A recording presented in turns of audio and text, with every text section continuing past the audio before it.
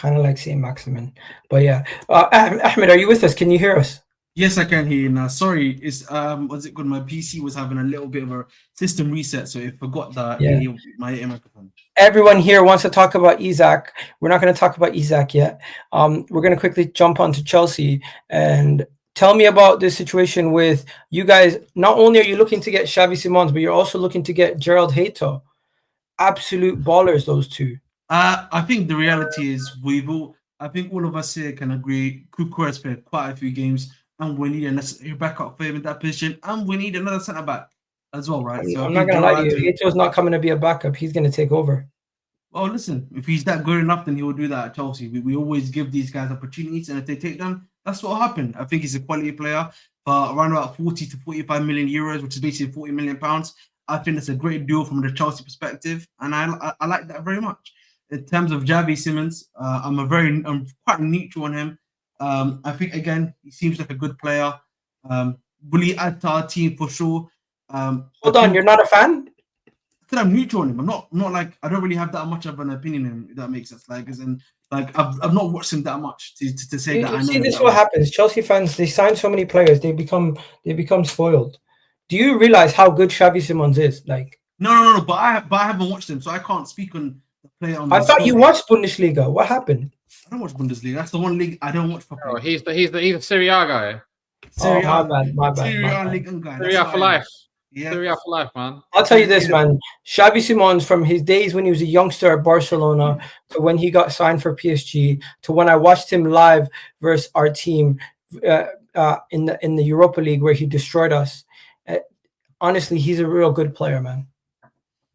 Yeah, I think for me, in my personal opinion, he seems like a guy that is quality. That's what people are saying to me. Again, he's another piece that you're adding to that attacking lineup that we want at firepower, right? Again, he's a young player, can develop further, play at RB Leipzig. You hope that this can be a continuation of the sorts, if that makes sense, But again, it's a good signing from the club, and again, it improves your attack. Probably is what I'll probably say, if that's what people are saying. Do you think you play a back three with Hato? We already technically play a back three, to be honest, the way we play stuff. But Hato's not a proper centre back, right? No, I know you mean. And he's I think just under 6 foot tall, which is short for a centre back, especially for a top class centre back. I think in the Premier League, if you really want to be a top centre back, you need to be area dominant. I don't think a 6 foot or just similar to Timber. I think he's going to be a left back or. Yeah, I think he's going to be a left back cover. Back three I think one of the main reasons we wanted him as a football club is because of left back cover, bro. Like if you look at Kukurea, plays consistently for us week in, week out.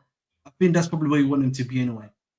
Yeah, and look, and the other thing is with Simons, I think he burst onto the scene and was impressive, but I think it's fair to say that he's had a bit of a step back in his development. So whilst these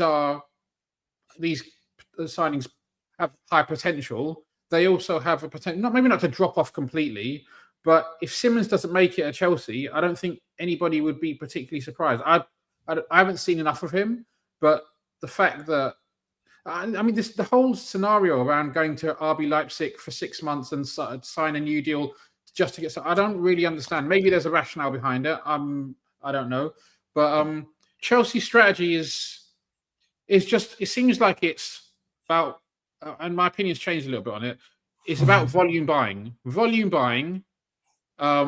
making a net profit, a book profit, or at least book break even after a season or two, right? Exactly. And then recycle them. And then the ones that stick, the ones that end up becoming very good, top class, world class, whatever, keep hold of them, but keep on recycling the ones that don't, and then build up your squad. And the idea being that over time, you build up a squad full of, or with a lot of world class players.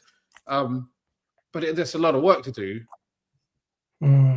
I recently went and had a rant about Chelsea's transfer strategy, because it's getting to a point where we're just gonna have to sit back and watch. They're gonna have so much quality eventually that it's gonna be undoubtable that they're gonna win, and it's not gonna be one or two things. I feel like you could, if you guys haven't been on Lewis's Twitter lately. Literally, the guy reposted it. This club is a problem for everybody. It's not going to take long before they start winning everything again. This is getting ridiculous now. It's getting absolutely ridiculous. Chelsea's going to win everything. Chelsea's going to win everything, and we're just going to have to sit back and watch because they've gone and bought every single top quality player in and around the age of 23 to like 20. They have a super team in the making, and they're not done adding players to it. And if things go wrong, like they did with Madueke and Jackson, they just bin them off. This is annoying because this is a player who I've wanted at Arsenal.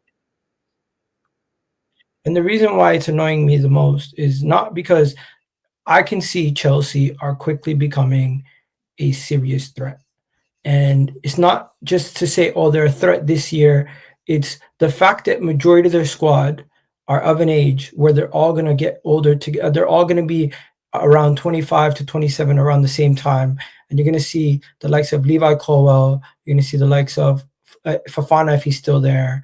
You're going to see the likes of all your midfielders, Enzo, Caicedo, and Lavia, plus Cole Palmer, and the attackers like Esteval and everything else will be in their early to mid 20s in a couple years' time, and Chelsea will be having at least 3 to 4 100 million pound players that they already purchased, plus 3 or 4 50 to 40 million pound players that they got that are now up there as one of the best in their positions. And I'm not even trying to hype up Chelsea too much, but you already have Cole Palmer.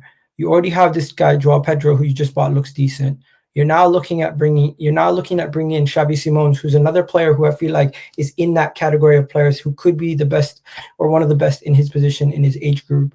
You're looking at Jorrel Hato, who's another top defensive option, who's one of the better, highly rated young defenders out there right now. You're really just missing a goalkeeper and two quality center backs away from being a complete team. I think you look at this way too hopefully. Maybe I'm looking at it way too negatively, but there are serious question marks about. No, but it's not even about the questions. Rack, forget about the questions. Hear me out. Every question you have, they throw money at it, and another player comes in. Yeah, sure, okay, but that's money is not. If you have a question, this is ironic considering how much money Liverpool is spending. I know. If you have a question about a Chelsea player, you tell them shush out the door for 50 to 60 million. Bring in another one for 40 to 50 million, and that's just how they're doing it. But not all of them are making those kind of margins. But like what I said earlier, they're looking to make in accountancy terms, they're looking to break even or make a book profit on each one.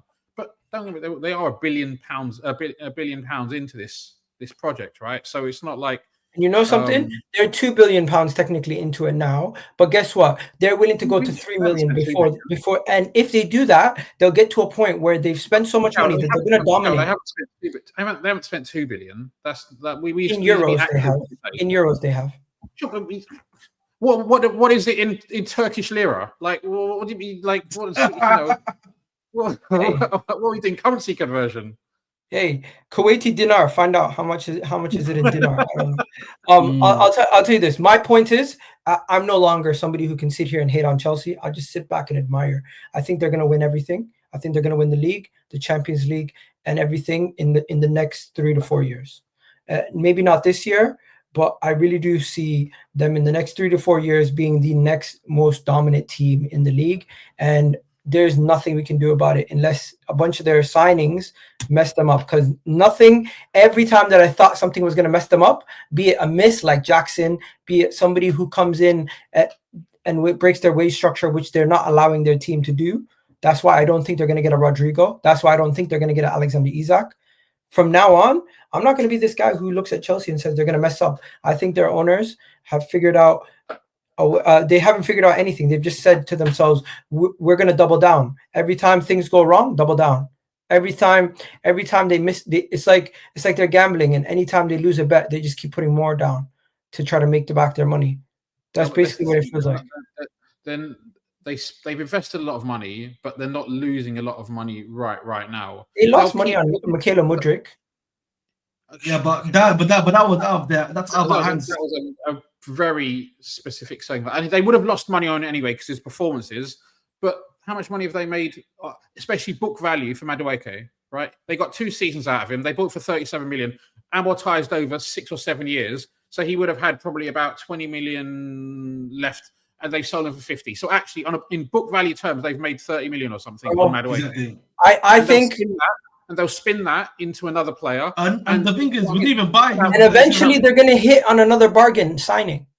Yeah, they will. Maybe they will, but yeah, that is a strategy, Egal. But I don't know how. It remains to be seen how solid a strategy that is. Bro, it's already working. They already have one of the best midfields in the league.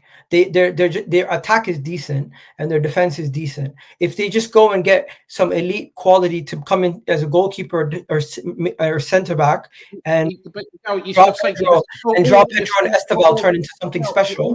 You're saying they just need to get a great goalkeeper. They just need to get a great centre back.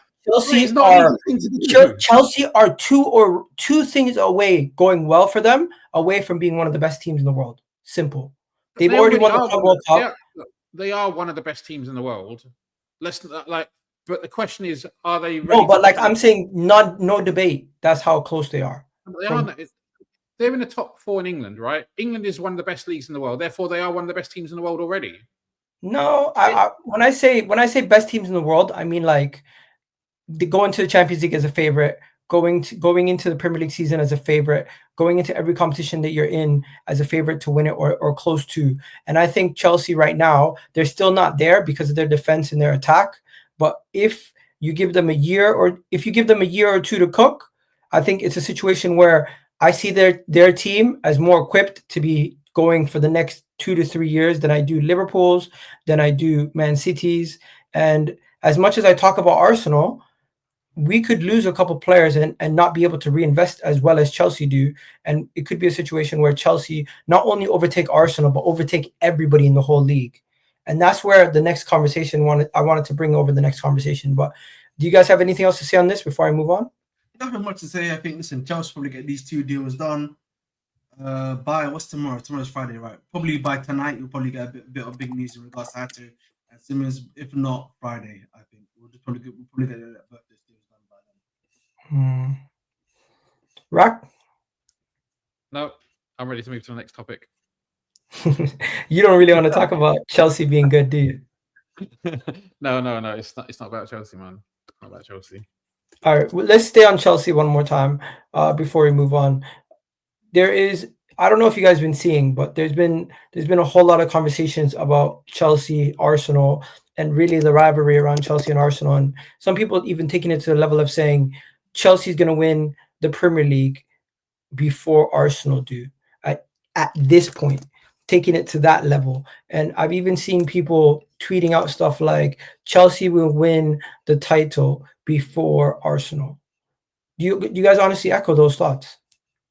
I think it's 2 things, right? Can Chelsea win the title before Arsenal?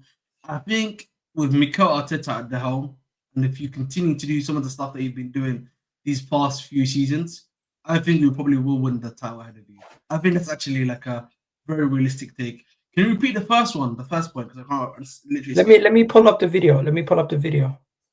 Give me 1 second. I'm just gonna put my phone in charge. Yeah. All right. Shoot. Bang it! Shoots! No, this is not it. It was one of these pitch side videos. 1 second. They were basically talking about Chelsea and Arsenal, and they're saying Chelsea will win before Arsenal. And I was like, nah, you can't be serious.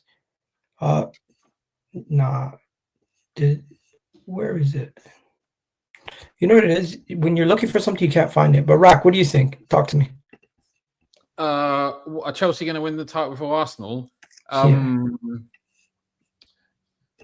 No, I don't think so. Not at the moment. Because I think you're further along in your. Arsenal are a very good team. Arsenal genuinely are one of the best teams. But it's more or less the fact that Chelsea have already. Okay, here I found a video.